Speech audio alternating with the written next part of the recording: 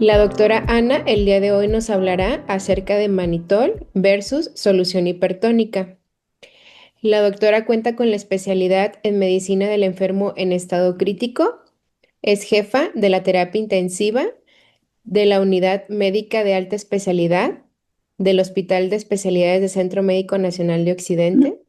Cuenta con una maestría en gestión de salud. Es vicepresidenta del Colegio de Medicina Crítica de Jalisco, candidata al Sistema Nacional de Investigadores. Es profesora adjunta de la especialidad de Medicina del Enfermo en Estado Crítico y profesora de pregrado por la Universidad de Guadalajara. Qué honor, doctora. Bienvenida. Muchísimas gracias por su amable presentación y pues al comité organizador también por permitirnos estar aquí presentes. Vamos a abordar el día de hoy el tema de manitol versus uso de solución salina hipertónica y pues para darle continuidad vamos a iniciar. En cuanto a las bases fisiopatológicas, vamos a empezar a ver la agenda del día y vamos a hablar acerca de cuáles son las bases fisiopatológicas del edema general, del edema cerebral. Vamos a ver un poquito acerca de la doctrina de Monroe-Kelly, la terapia hiperosmolar como el manejo principal de parte de esta patología. Y esta patología, lo que es la terapia hiperosmolar, podemos dividirla en dos, que es la solución salina hipertónica y el manitol. Y pues vamos a analizar qué nos dice la medicina basada en evidencia sobre cuál es mejor y las conclusiones con respecto al tema. Y bueno, pues recordando un poquito acerca del edema cerebral, sabemos que es una complicación patofisiológica grave que puede surgir de diferentes enfermedades, como cuáles, como un EBC isquémico, como un EBC hemorrágico, por ejemplo, lesiones ya sea secundaria a procesos infecciosos o a neoplasias, o incluso secundario a pacientes que sufren un trauma craneoencefálico. Resulta importante comentarles que este edema cerebral, pues lo que genera es un aumento de la presión intracraneal y que este incremento de la presión intracraneal se ve asociada a peores resultados neurológicos y pobre recuperación a nivel cerebral de los pacientes. Esto es importante que lo tengamos en cuenta porque el edema cerebral se basa específicamente en generar o no generar un incremento de la presión intracraneal mediante la hipótesis de Monroe-Kelly, que ahorita la vamos a ver.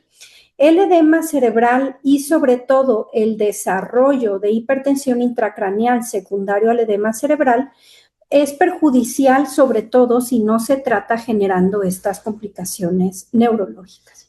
Es importante mencionarles que esta doctrina de Monroe-Kelly pues nos habla de que el cráneo es una cavidad rígida.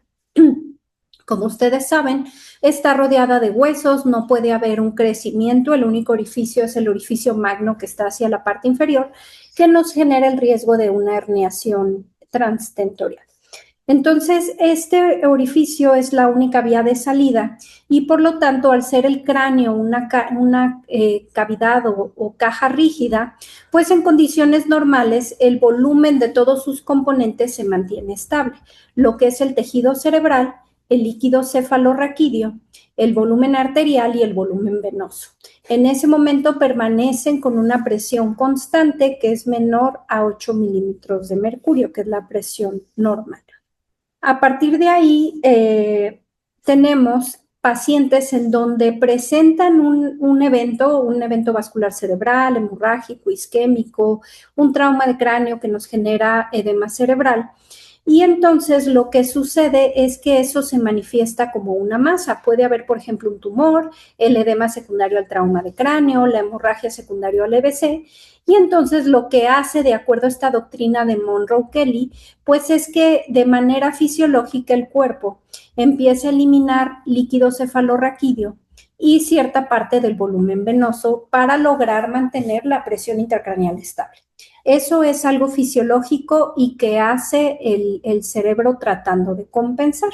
Sin embargo, si la masa, el edema cerebral, la hemorragia continúa aumentando en su tamaño, pues llega un momento en el que ya no puede compensar, ya sacó lo máximo que podemos extraer de manera fisiológica el cerebro per se, o la cavidad craneal per se de líquido cefalorraquídeo, y de volumen venoso que equivale a 75 mililitros máximo, ¿sí? Que lo hace como compensación fisiológica, y entonces en ese momento el edema cerebral o el tumor o la hemorragia genera que el paciente incremente la presión intracraneal de manera descompensada, ¿sí? Entonces, aquí vamos a empezar a hablar acerca de la terapia hiperosmolar, que es un pilar del tratamiento. Entonces, este pilar de tratamiento se basa específicamente en dos terapias principales, que es la terapia hiperosmolar, divididas como la solución salina hipertónica y dividida como el manitol. Entonces, estas dos terapias ya vienen marcadas en las guías sobre cuáles terapias se pueden utilizar sobre el manejo de la terapia hiperosmolar en el paciente con edema cerebral. Estas terapias para el manejo de la hipertensión intracraneal es crucial que las conozcamos. ¿Por qué? Porque nos permiten manejar este edema cerebral y tratar de que el paciente no pierda este control en la doctrina de Monroe-Kelly, en donde va a llegar un momento en el que el edema cerebral ya no se controle, y entonces el paciente tenga un riesgo inminente de herniación intracraneal, ¿sí? Y esta herniación, este edema que está manteniéndose de manera continua, puede generar discapacidades a largo plazo y peores complicaciones o peor recuperación en el paciente e incluso el riesgo de muerte, ¿sí? Entonces, es muy importante que dentro de otras medidas que tenemos para el manejo del edema cerebral, como es elevar la cama del paciente a 30 o 45 grados, hiperventilarlos, profundizar la sedación, que ahí es cuando los llevamos a coma barbitúrico, y bueno, que ahorita desgraciadamente nos está faltando mucho el tiopental, pero bueno, sería una medida más. La otra medida que hay y que es pilar del tratamiento es el manejo de la terapia hiperosmolar. Se considera que es un tratamiento de emergencia, se puede dejar de manera profiláctica para decir estos pacientes tienen trauma de cráneo, tienen edema cerebral, se los vamos a dejar con horario, pero idealmente también se pueden administrar en casos en donde haya una herniación inminente, que vemos que el paciente se empieza a hacer triada de Cushing, hipertensión, bradicardia, dilatación pupilar, entonces se le deja un bolo extra de este tipo de terapias. Vamos a hablar acerca de la primera de ellas, que es la solución salina hipertónica. Esta solución salina hipertónica, ustedes la conocen muy bien y ahorita vamos a hablar un poquito acerca de la preparación.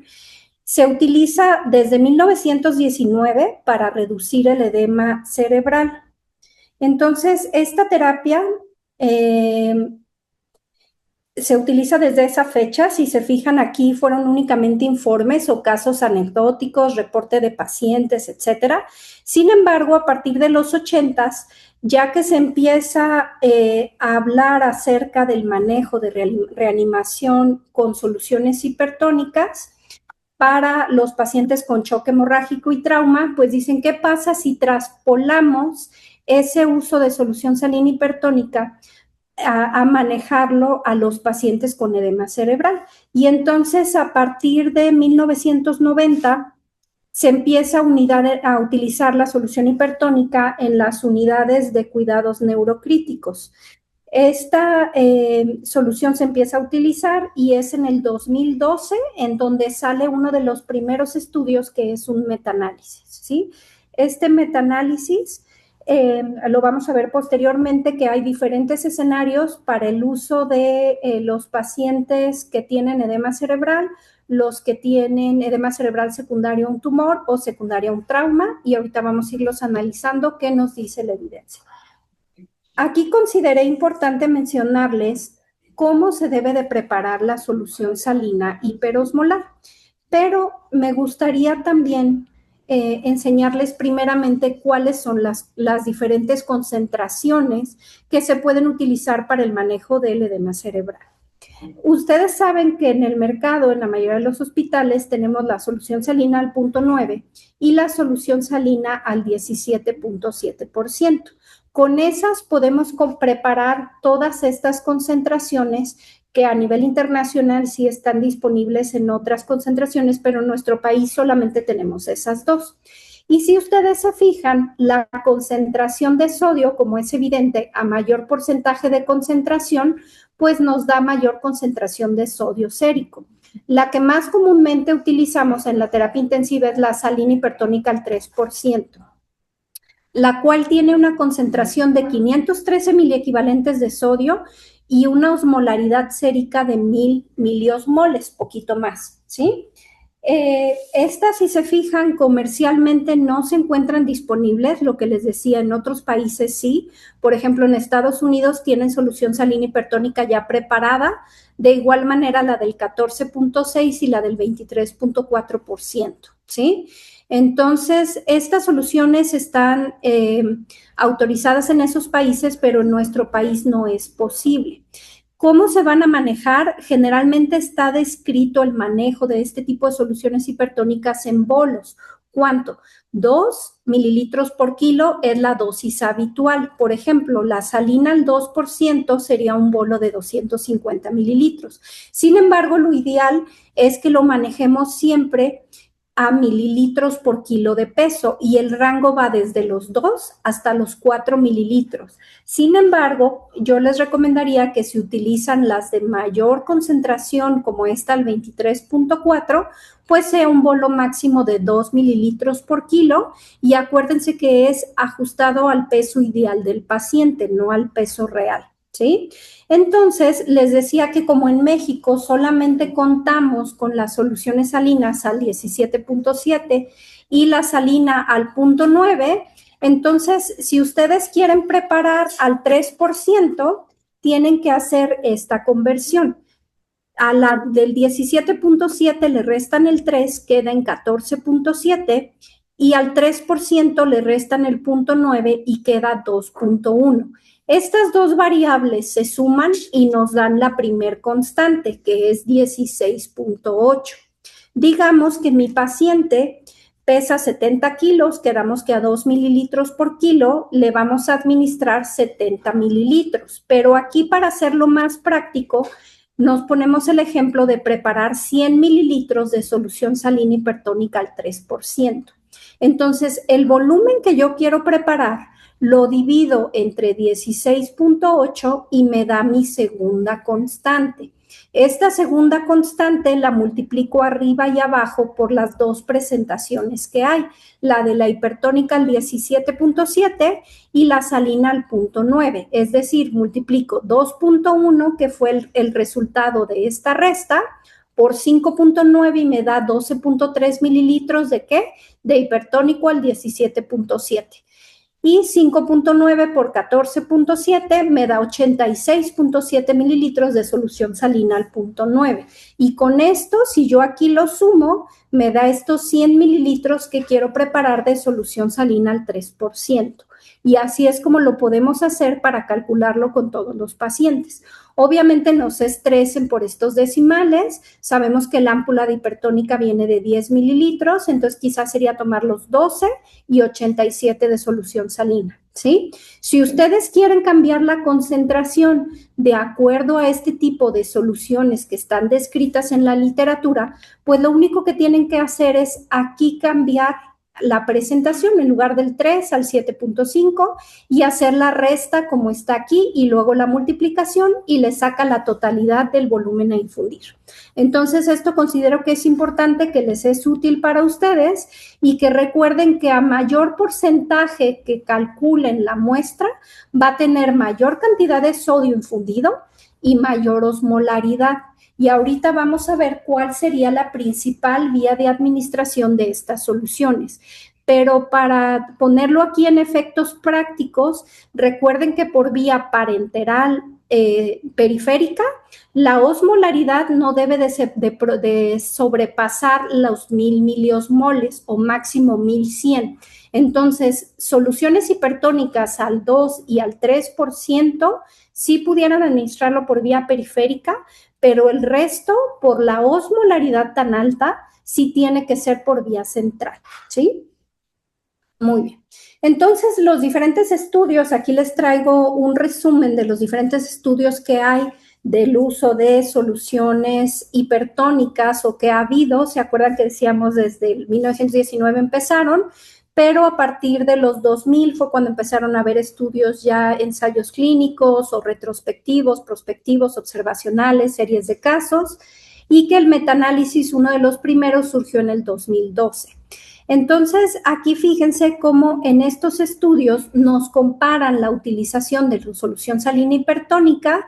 Generalmente son al 3% todas, solamente este último estudio nos habla acerca del 5%, la concentración de la solución salina hipertónica, y cómo nos compara la utilización de administración continua versus en bolo.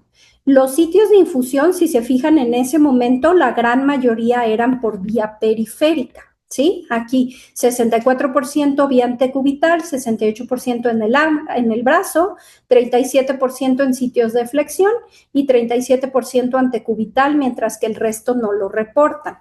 ¿Y qué es lo que encontraron? Pues la mayoría de ellos tuvo un buen efecto, pero hablando de eventos adversos por la infusión vía periférica, fíjense cómo hubo únicamente entre un 7 y un 10% de complicaciones relacionadas a la infusión periférica, que sería la extravasación, por ejemplo, del medicamento, ¿sí?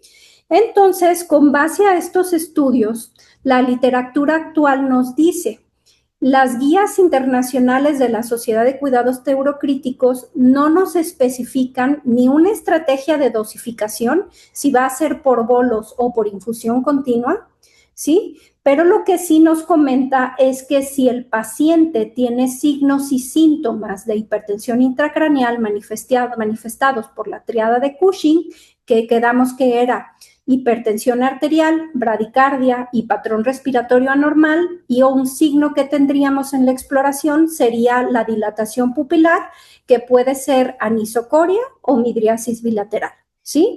Entonces, cuando el paciente empiece con estos síntomas, la Sociedad de Cuidados Neurocríticos americana nos recomienda que se deje la administración en bolos, pero que también podemos dejar infusiones continuas profilácticas. Eso es lo que nos dice la guía.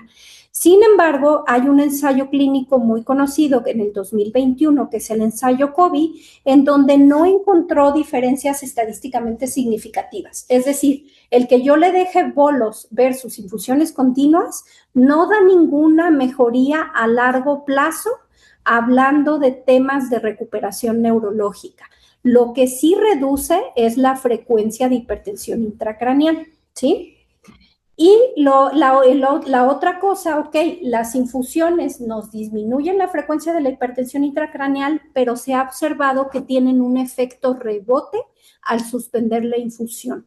Por lo que en base a estos estudios, que es específicamente el COVID 2021, la recomendación sería: si el paciente tiene o persiste por algún motivo con la pica elevada, valoremos la infusión continua profiláctica, pero si no está manifestando datos, se van a dejar únicamente con base a bolos para evitar este efecto de rebote. ¿Cuáles son las ventajas o desventajas de cada una de estas infusiones? En bolos, el efecto clínico es inmediato. Ahorita lo vamos a ver. Y hay menor aumento general del sodio sérico. Recuerden que el incremento en el sodio nos genera incremento en la osmolaridad y riesgo de complicaciones neurológicas, como es el síndrome de desmielinización, que lo vamos a ver también. Entonces, es importante comentarles que los bolos no tienen el efecto rebote y el incremento que nos dan en el sodio sérico es menor que la infusión continua. La infusión continua, como ya les comenté, reduce la frecuencia de la hipertensión, reduciendo la necesidad de bolos, pero la infusión continua genera un incremento prolongado y sostenido de los niveles séricos de sodio, que después son difíciles de tratar, y estos cambios en la osmolaridad pueden generar incremento en el edema cerebral. Entonces hay que tener mucho cuidado con esto. Hablando acerca de la recomendación de la vía periférica y la vía central, ya les comentaba que la del 3% tiene una osmolaridad de 1027 miliosmoles. Siempre que esté arriba de 1100, lo ideal es que sea vía central, porque la vena no lo va a tolerar. Si lo administramos por vía periférica, le vamos a generar flebitis, ¿sí? Sin embargo, hay algunos estudios recientes, ya se los mostré en la gráfica anterior, de cómo permiten estar evaluando el efecto de las soluciones, pero todas eran, si se fijaron, máximo al 3%, solo había un estudio del 5%, pero ahí ya no era por vía central, no especificaban la vía.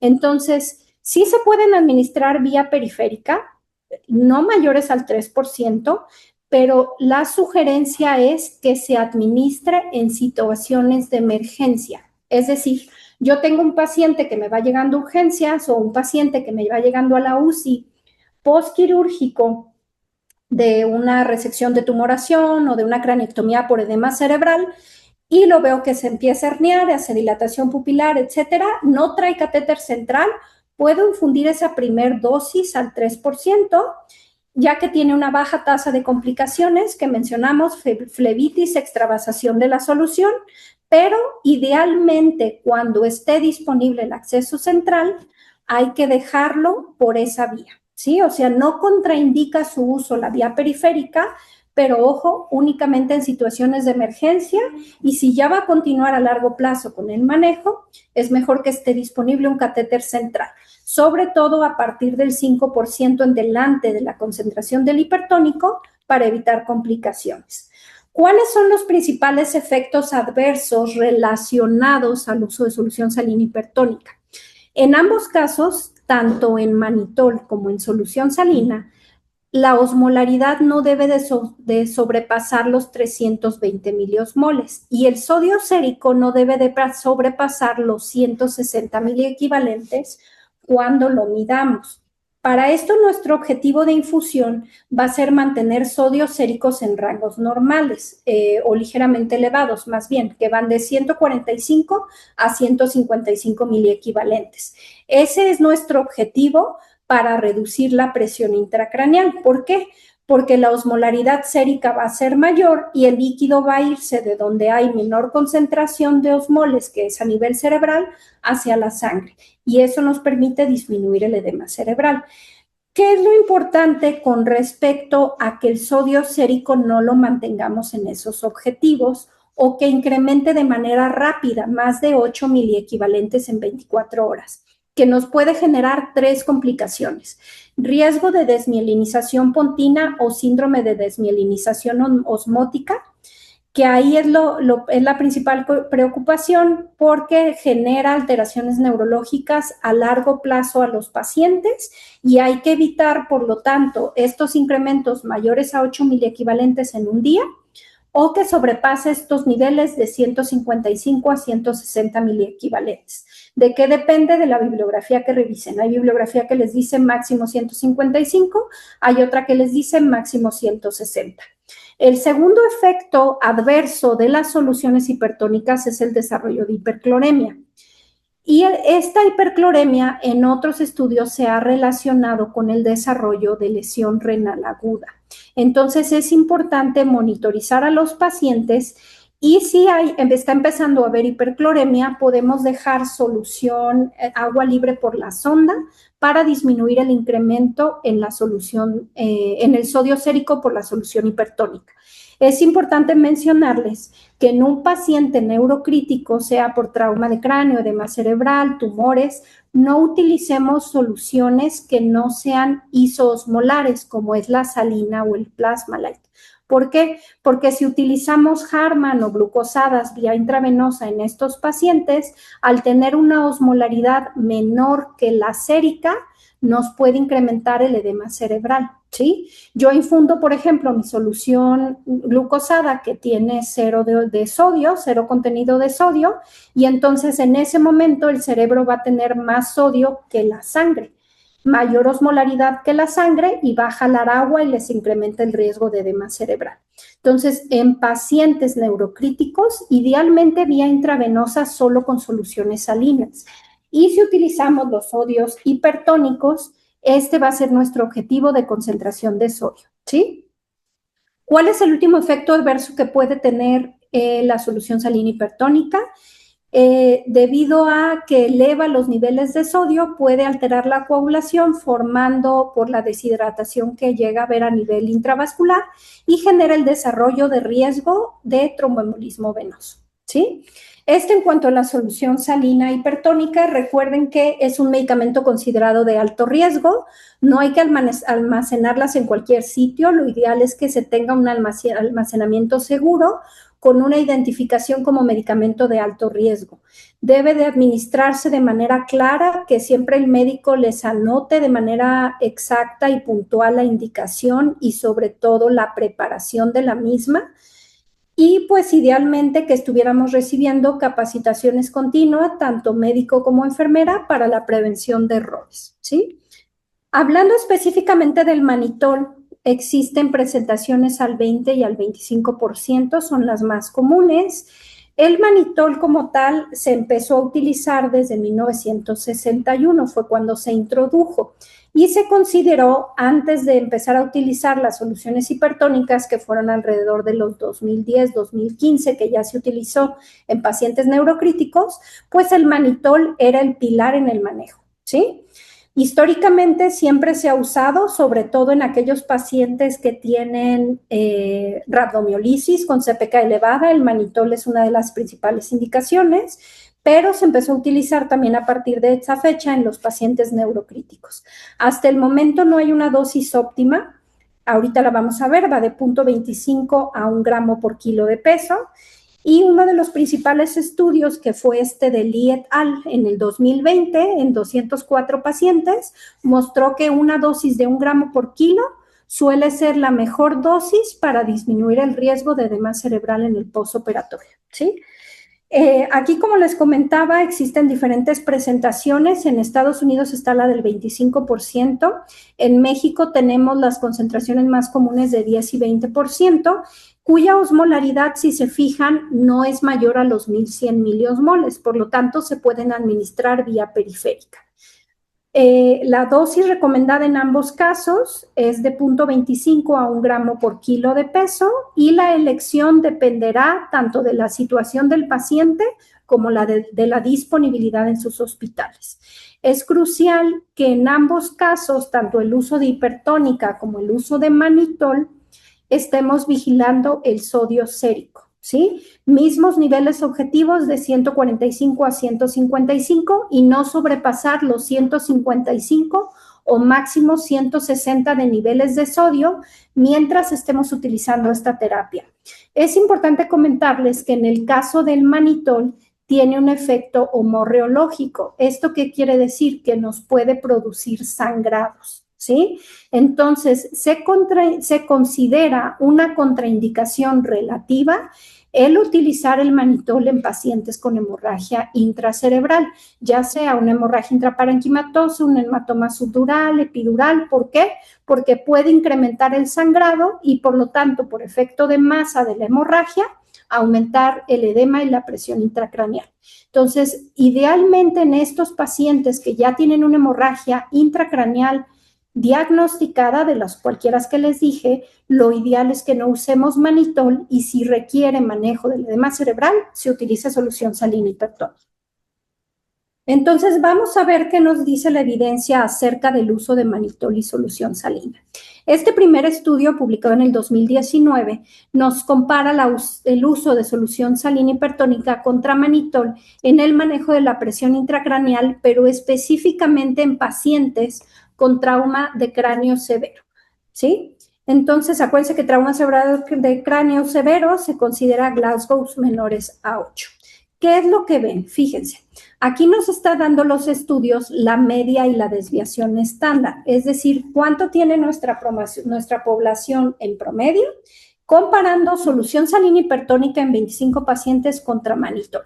Y fíjense el número de días en donde los pacientes mantienen una presión intracraneal elevada con presión de perfusión cerebral baja, que la presión de perfusión cerebral baja pues nos genera riesgo de isquemia cerebral, ¿sí? Que hagan zonas isquémicas. Entonces, fíjense cómo el manitol mantuvo 2.4 días más la presión intracraneal elevada en comparación con la solución salina hipertónica, con una P estadísticamente significativa. Recuerden que en estadística, el que ustedes tengan una P menor al 0.05 quiere decir que no se debe al azar, sino a la intervención que estamos haciendo. Entonces, pareciera que la solución salina hipertónica mantiene hasta 1.8 días menos incrementada la presión intracraneal que comparándola con manitol.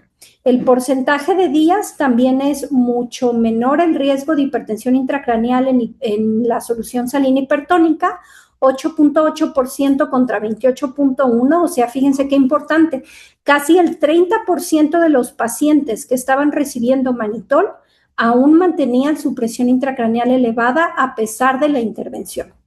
Y el total de horas se mantenía más de un día con la presión intracraneal elevada en el grupo de manitol comparado contra la solución salina hipertónica. Entonces, como veníamos viendo, la solución salina hipertónica es mejor para controlar de manera más rápida y más efectiva el incremento de la presión intracraneal en comparación con manitol, y en este caso específicamente con diferencia de hasta 1.6 días, ¿sí? En los pacientes con trauma de cráneo, de acuerdo a este estudio. Pero entonces me van a decir, doctora, es que a veces no usamos la solución salina hipertónica o el manitol por el riesgo de que haya hipotensión. Y también compararon en este estudio las horas en las que mantenían sistólicas menores de 90, medias menores de 80, y si se fijan, no hubo una diferencia estadísticamente significativa entre manitol y solución hipertónicas. Es decir, ambas mantienen hemodinámicamente estable al paciente siempre y cuando, si se hipotensa, pues podemos utilizar aminas para mantener presiones arteriales medias entre 85 y 100 que nos aseguren una presión de perfusión cerebral, ¿sí? Hay otros estudios que nos comparan, aquí ya vimos cómo su eficacia es comparable en este estudio del 2019, sin embargo, en este estudio que surgió después en el 2020, aunque no hay diferencias significativas, parece que la solución hipertónica lograba un menor tiempo para alcanzar la presión intracraneal baja, y este otro estudio sugirió que el uso de bolos en comparación con el manitol era más efectivo en la reducción de la hipertensión intracraneal y en evitar la hipoperfusión cerebral, ¿sí? Entonces, si se fijan, los estudios, al menos en trauma de cráneo, parecen apuntar que hay una mejoría, al menos inmediata, mayor con la solución hipertónica que en comparación con el manitol. Posteriormente salió este metaanálisis. Si ustedes se acuerdan acerca de los diferentes estudios que hay, lo más bajo que está en la pirámide es el reporte de casos. De ahí siguen los estudios de casos y controles, después los de cohorte, que pueden ser observacionales prospectivos o retrospectivos, después los ensayos clínicos aleatorizados y por último los metaanálisis. Los metaanálisis son los de más alta evidencia. Este es un ensayo clínico aleatorizado, es decir, serían los segundos en evidencia, ¿sí? Y aquí nos hablan de comparar manitol con solución salina en cualquier paciente que sea sometida a craniotomía, sea la causa que sea. Y fíjense qué es lo que encontraron. Hablando, tenían una media quirúrgica aproximadamente de 180 minutos, la pérdida sanguínea muy similar, no hay diferencia estadísticamente significativa, pero incluso fíjense quién incrementaba más el volumen urinario, a pesar de que el manitol es un diurético osmótico, por lo tanto sí genera mayor uresis media horaria en comparación con la solución salina hipertónica. ¿Qué pasaba con los niveles de sodio? Fíjense cómo en este caso los incrementa más a los 45 y 105 minutos la solución salina hipertónica que el manitol, con una P estadísticamente significativa. Pero aunque aumente los niveles de sodio más la solución salina hipertónica, no incrementaba la osmolaridad con una diferencia estadísticamente significativa. Es decir, sí aumentaba los niveles de sodio, pero no había efecto en la osmolaridad. ¿Ok? Después empezaron a ver cuáles eran las mejorías a nivel neurológico. Fíjense cómo la escala de Glasgow no hay diferencia estadísticamente significativa, pero que sí es importante mencionarles que en los pacientes con hipertónica generalmente no requerían una dosis de refuerzo en comparación con manitol, donde sí la requerían, aunque no alcanzó significancia estadística. No hubo diferencias entre una terapia y otra en la recuperación neurológica, ni en los días de estancia en UCI o en hospital, ¿sí? Posteriormente salió otro estudio que también es del 2025, igual que el anterior, en donde analizan cuáles son los factores de riesgo para que un paciente no sea respondedor al uso de solución salinas hipertónicas. ¿Por qué? Porque hasta ahorita lo que hemos visto en la evidencia es que pareciera ser a corto plazo mejor la solución hipertónica que el manitol, aunque a largo plazo en cómo se comporta el paciente neurológicamente no hay diferencia, pero a corto plazo sí pareciera mejor hipertónico que manitol. Sin embargo, es importante mencionar que hay algunos pacientes que no van a responder a la solución salina hipertónica. Y en este estudio lo que hicieron fue escanear 380 pacientes, incluyeron 200, ¿y qué creen? Que 127 pacientes de esos 200 fueron no respondedores. O sea, si se fijan, es una alta cantidad de pacientes que son no respondedores al uso de solución salina hipertónica. Casi un 63% de los pacientes en este estudio no respondieron a la solución salina hipertónica. ¿Cuáles fueron los factores de riesgo? Cuando ustedes vean los estudios, el odds ratio quiere decir que disminuye o aumenta el riesgo. El 1 quiere decir que no hay diferencia, ¿sí? Cuando sobrepasa el 1, como aquí, 3.31, nosotros le quitamos el 1, que se le llama línea del efecto nulo, y entonces me incrementa el riesgo en 2.31 veces. ¿Qué cosa? De ser no respondedor a la solución salina hipertónica cuando el paciente no ha recibido manitol antes de recibir solución hipertónica. O sea, si es un paciente virgen a la solución hipertónica, tiene 2.31 veces más riesgo de ser no respondedor. 1.43 veces más riesgo en el sexo masculino, 1.12 veces más en pacientes con hemorragia intraventricular, y si tienen más de 5 horas de que fue el daño cerebral, 0.02 veces, ¿sale? Entonces, es importante que ustedes tengan en cuenta esto. Pacientes que no han recibido solución hipertónica antes, que sean hombres, que no tengan una hemorragia intraventricular, como son los de hemorragia subaracnoidea, o que tengan más de 5 horas de haber sufrido la lesión, tienen más riesgo de ser no respondedores a la solución salina hipertónica. Sin embargo, aquí si se fijan, el sodio sérico no logró la meta de 145 a 155 en 103 pacientes de los 127. O sea, ¿cómo nos vamos a dar cuenta que un paciente es no respondedor?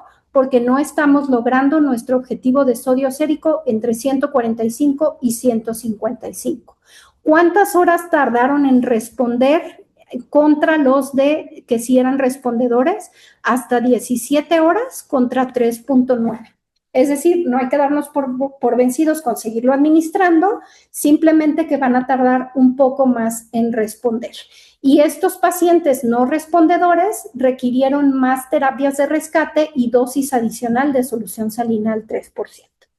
Es importante mencionarles que han surgido múltiples metaanálisis que quedamos que son los de más alta evidencia, en donde tenemos estos publicados en 2019, 2022 y 2021, en donde sugieren que ninguna de las dos terapias es mucho más eficaz. Aquí, por ejemplo, esta del 2019 nos decía que la solución hipertónica no es mejor que el manitol en cuanto a eficiencia y seguridad a largo plazo, pero ya veíamos que a corto plazo sí, que nos lo confirma este metaanálisis en el 2022, en donde la solución salina hipertónica tuvo menor falla al tratamiento y presiones intracraneales más bajas en los primeros 30 a 60 minutos, y en el 2021 este otro metaanálisis nos dice que la solución hipertónica redujo significativamente la presión intracraneal, aumentando la presión de perfusión cerebral.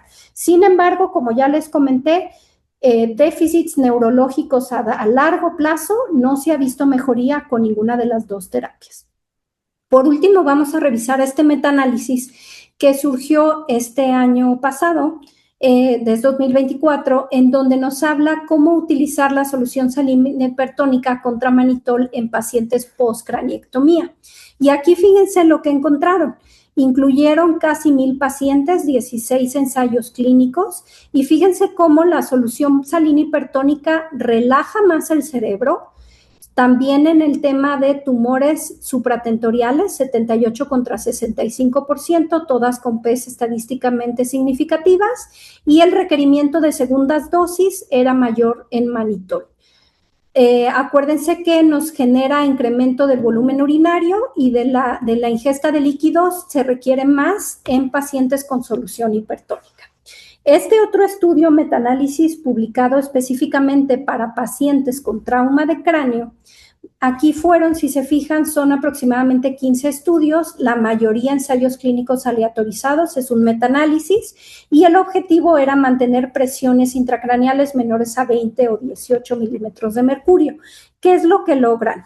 Diferencia en mortalidad, esta es la línea del efecto nulo que les platicaba, aquí es un risk ratio o riesgo relativo. Cuando toque la línea del efecto nulo quiere decir que no hay diferencia, ¿sí? Entonces, conclusiones. Uso de solución salina hipertónica en trauma de cráneo versus manitol. No hay diferencia en mortalidad y no hay diferencia en estado físico, funcional, neurológico al egreso. Si se fijan, toca la línea del efecto nulo, ¿sí?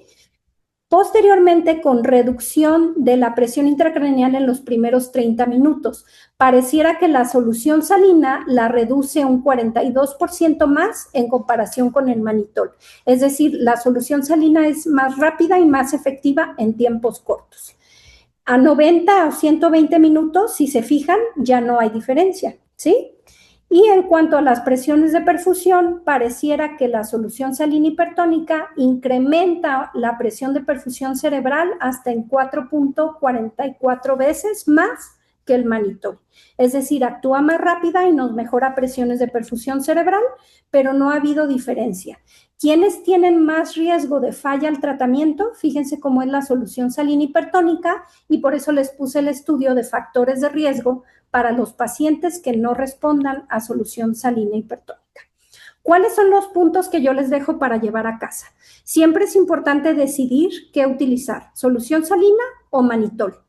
Y esto ha sido debatible durante mucho tiempo. La evidencia que revisamos parece decirnos que la solución salina hipertónica es más efectiva, pero no hay mejoría en desenlaces a largo plazo. Mis consideraciones finales y conclusiones serían que recuerden que hay hasta un 36 a 60% de pacientes que pueden ser no respondedores a la solución salina hipertónica. Es importante conocer los factores de riesgo. Acuérdense que el manitol nos incrementa más la uresis y más los niveles de sodio sérico que la solución salina hipertónica, aunque no hay diferencias entre osmolaridad. Por lo tanto, la elección entre solución salina hipertónica y manitol sigue siendo un tema de debate. ¿Cuáles van a ser las ventajas de la hipertónica? Pues que generalmente disminuye de manera más rápida y efectiva el edema cerebral con menores requerimientos de segunda dosis. Solamente en los pacientes no respondedores sí requieren una segunda dosis, y por lo tanto es muy importante que consideren los múltiples factores que estuvimos revisando para ver cuál va a ser la de elección en su paciente, recordando que no ha habido mejoría en resultados neurológicos a largo plazo. Por mi parte es todo. Les dejo mis datos de contacto por si tienen alguna duda y pues no sé si tenemos espacio para preguntas. Muchas gracias, doctora, por su ponencia. Sí tenemos preguntas. ¿Ok? Le comento la primera. Dice, en el estudio GOSCAP sugieren sodio de 155. ¿Es adecuado? Sí, es adecuado. El GOSCAP es una neumotecnia que se utiliza como los bundles o grupos de cuidado para el manejo del paciente crítico. Acuérdense que el sodio sérico de 155 es como el nivel máximo permitido. Hay otras referencias que te dicen 160, pero nuestro sodio sérico objetivo para las terapias hiperosmolares, ya sea manitol o solución salina, va a ser mantenerlo en rango normal alto de 145 a máximo 155. ¿Ok? De acuerdo. Nos comentan también cuándo aumentar la cantidad de solución hipertónica y la frecuencia en los horarios. Ahí nos tendríamos que guiar con la clínica y el monitoreo multimodal que se hace a los pacientes. La clínica, lo que habíamos mencionado, la presencia de triada de Cushing, aunque cuando llegamos a ese entorno, quiere decir que el paciente ya tenía mucho tiempo con edema cerebral, porque ya son datos de herniación, que quedamos que era la hipertensión, la bradicardia y el patrón respiratorio anormal, y como signo clínico, la anisocoria o midriasis bilateral. ¿Qué otra cosa podemos hacer en la terapia intensiva para estar checando? Si tuviéramos medición con monitoreo de presión intracraneal invasivo, sería lo ideal, es el estándar de oro. La utilización de Doppler transcráneo o medición de vaina del nervio óptico. Estos se hacen a través de ultrasonido a pie de cama del paciente. Si ambos estudios se hacen a pie de cama del paciente y sale con datos de hipertensión intracraneal, entonces el médico es cuando tomará la decisión de administrar una segunda dosis o acortar incluso el horario de administración. Aunado a esa pregunta, también va que si hay como un periodo de tiempo efectivo para estar utilizando las soluciones hipertónicas. Pues dependiendo de la patología, están descritos picos de edema cerebral. Por ejemplo, en trauma de cráneo, el primer pico es a las 24 horas, después tenemos otro a las 72 y el pico máximo al quinto día. Entonces, generalmente es en este periodo de tiempo cuando se puede manejar o se debe de manejar el edema cerebral. En pacientes con EBC o con tumores, mucho dependerá de los hallazgos transquirúrgicos, por ejemplo, en el caso de tumores, en donde si resecaron toda la tumoración o no, cómo estaba el cráneo, porque hay pacientes, por ejemplo, ya de edad avanzada que tienen atrofia cortical, en donde eso nos permite un poquito más de espacio y probablemente en ellos sea, pues, por darles un tiempo, aunque dependerá mucho de la clínica, 48 a 72 horas. Los pacientes de EBC hay que vigilar datos que no hagan edema cerebral maligno y pues eso lo hacemos con el mismo monitoreo. Prácticamente yo les diría que se hace en casi todos los neurocríticos un monitoreo de 72 horas a máximo 96, que son 5 días, en donde estamos haciendo todo el tiempo el monitoreo multimodal, el bulbo de la yugular, presión intracraneal, Doppler transcráneo, vaina del nervio óptico, y con base a estas mediciones, de acuerdo a cómo salga, si trae sugestivo de edema cerebral, se administra la solución durante ese tiempo. Dependerá mucho de la clínica del paciente. Es importante mencionarles que los pacientes con hemorragia subaracnoidea, que son otro grupo de pacientes neurocríticos, en ellos más que el riesgo de edema cerebral per se, el riesgo es de vasoespasmo. Y este vasoespasmo genera isquemia y entonces sí se generaría un edema cerebral secundario, pero es más bien por vasoespasmo. Y en ellos hacemos también para control Doppler transcráneo, tanto de arterias cerebrales intracraneales como es la cerebral media y de la basilar, para hacer un índice que se llama índice de Lindegard. De acuerdo, doctora. Y una última pregunta, ¿cuáles son las características de los pacientes que no responden a la solución hipertónica? Ok, generalmente vimos que era el sexo masculino, los pacientes que eran vírgenes al uso de solución salina hipertónica, se fijan, perdón, que eran vírgenes al uso de solución salina hipertónica o que no habían recibido manitol. Ustedes van a ver cuando les toca recibir a los pacientes de quirófano, la gran mayoría en el transquirúrgico ya les aplicaron manitol. Y lo que vio este estudio es que en esos pacientes donde por algún motivo, ni en urgencias, ni en quirófano, ni en ningún lado, no habían recibido manitol, tenían 2.3 veces más riesgo de no responder al hipertónico. Entonces serían estos pacientes, sexo masculino, ausencia de hemorragia intraparenquimatosa o que tengan más de 5 horas de la lesión cuando van a recibir la primer dosis de hipertónico. Esta, si se fijan, es la que menos riesgo tiene, es como el 2%.